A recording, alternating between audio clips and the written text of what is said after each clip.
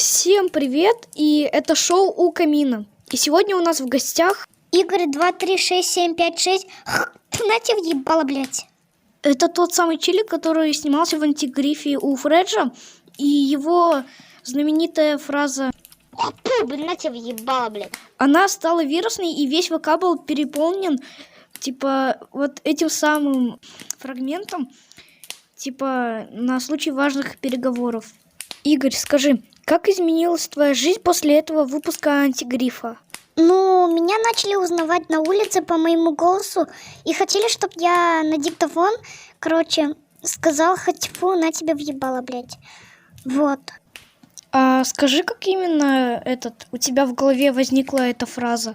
Эту фразу я придумал на рандоме, и она вот так вот понравилась аудитории. Не, может, ты немножко вспомнишь и... Ну, попробуй вспомнить, как ты именно это придумал. Вспомнил, у меня тогда была эта ебаная петличка из пятерочки с, блядь, этим ветрозащитой, Я, если честно, сам не знаю, как это получилось, но в этот именно момент, когда я говорила, у вас тут охуенный краевид, вот, и, блядь, она просто взяла и упала, я не знаю как, вот. И получилось так, что там, где я говорю хоть пу, то там был такой немножко взрыв. Вот.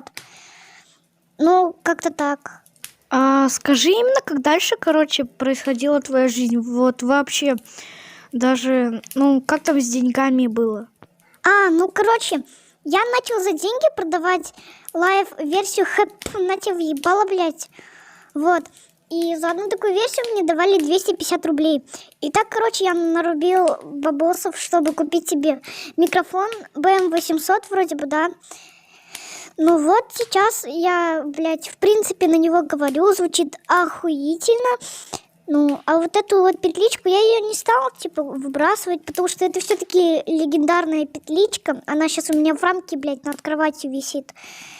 Ну, в принципе, блядь... Ну, я стал богатым, блядь.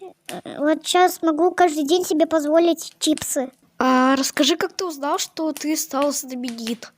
Ну, как-то раз я утром проснулся и такой YouTube чекаю, и такой, какого хуя?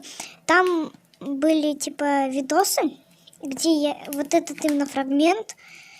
Вот, я попадал очень много раз в всякие подборки ютуберов, допустим, там всякие топ-10 агрошкольников, вот это вот вся еботень. Ну вот, как-то так я и узнал, что я местный агрошкольник. Понятно. А ты можешь нам продемонстрировать свою знаменитую фразу? Конечно, только сейчас за той самой легендарной петличкой вернусь. Я вернулся. Как вы видите, звук стал немножко другой. Так, сейчас я сниму эту ебаную ветрозащиту. Вот, как вы видите, звук стал вообще другой. Сейчас чайка выпью. О, да, давай. На тебя въебало, блядь. Спасибо. Теперь я задам тебе несколько вопросов. Правда ли то, что ты и по сей день сотрудничаешь с Фреджем? Нет, сейчас в данный момент я с ним не сотрудничаю, но я ему, просто думала, что я ему, предложу, давай еще вторую часть, допустим, или он будет тоже, опять же, лайв-версии продавать, но только со мной, чтобы была больше аудитория. Но потом я передумал. Ты стал главным объектом для, так сказать, шуток. Каково это?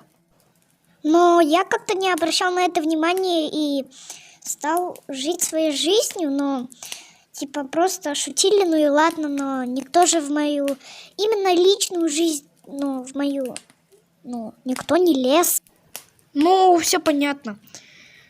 Ну, вроде бы, все. Ну, все, заканчиваем, да.